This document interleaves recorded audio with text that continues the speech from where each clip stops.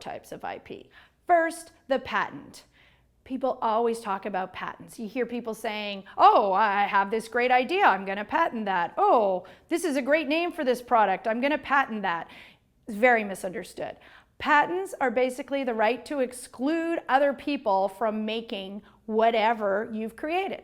There are some crazy patents. For example, there's actually a patent for a bird diaper.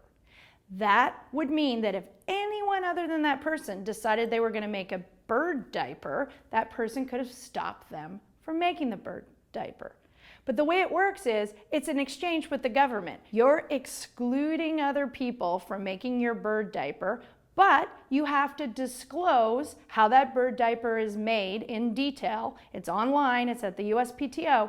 You have to disclose that, and then after your patent runs out, which could be anywhere from 14 to 17 years to 20 years, depending on when you got your patent, at that time, the rest of the world can just go right ahead and make bird diapers.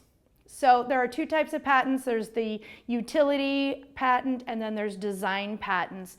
But the whole thing to understand about it is it doesn't give you the right to make whatever you've created. Because, for example, with our bird diaper, there might be something that's used in that someone else has a patent on. So you might have to go and ask them for the use of their, let's say, Velcro adhesives for the bird diaper.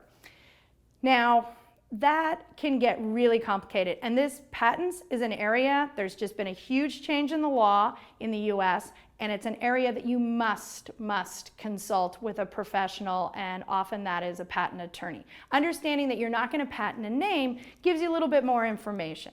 What are you going to do with a name, though?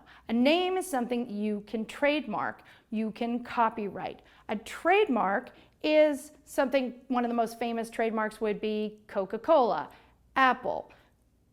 These are brands. So what you're doing is that trademark for Coca-Cola on the bottle tells you that if I pour the contents of that bottle into my glass, I, as a consumer, am protected. I'm not going to get Pepsi. I am going to get Coca-Cola. That's the deal that is made. So the exchange is Coca-Cola pays for that trademark, they have the right to use it, and as long as they renew it, they get to keep using it. Now, Coca-Cola is a really great example of a trade secret. So a trade secret is often used instead of a patent. So if you think about the recipe for Coca-Cola, that has been around for over 100 years. If they would have patented the recipe and the process for making Coca-Cola way back when, it would have long since been an expired patent, and then everyone in the world would know how to make Coca-Cola. So what they do instead is they keep it as a trade secret. You don't necessarily have to go to an attorney to protect a trade secret because there isn't any way of filing like there is for a patent, a trademark, or a copyright. So with trade secrets, you do have to consult with a professional to make sure that however you're protecting it is proper and will meet whatever state law it applies to you.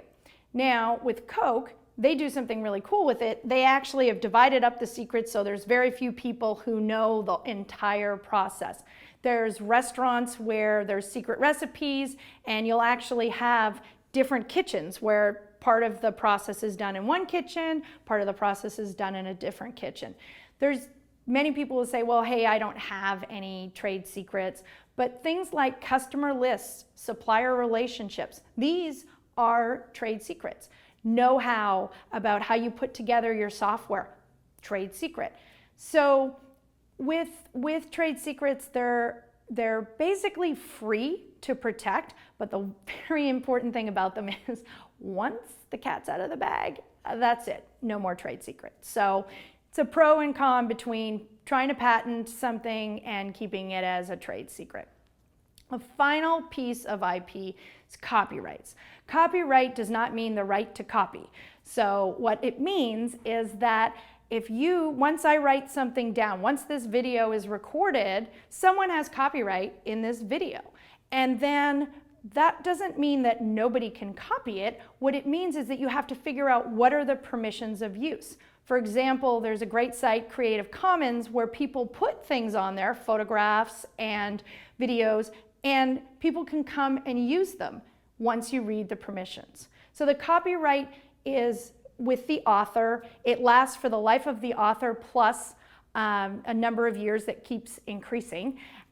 So as an author, you don't really have much to worry about during your lifetime, but then it becomes really interesting after someone dies. And a really good example of that is with Walt Disney, because the things that Walt Disney has created are all copywritten, but Walt Disney has passed away many years ago. So a lot of people refer to copyright as kind of the Disney law, because the years after the author's death keeps getting bigger and bigger. So those are the 4 types of IP. You have your patents, your trademarks, and your copyrights, and your trade secrets. And for those of you who are still watching, thank you. And you might want to ask yourself, why? Why do I care about this? Because actually almost half the value of most companies in the US and the EU is intangible assets, and those intangible assets are intellectual property. It's the patents, the trademarks, the copyrights, and the trade secrets. So make sure that you understand what those things are so you can make sure that you protect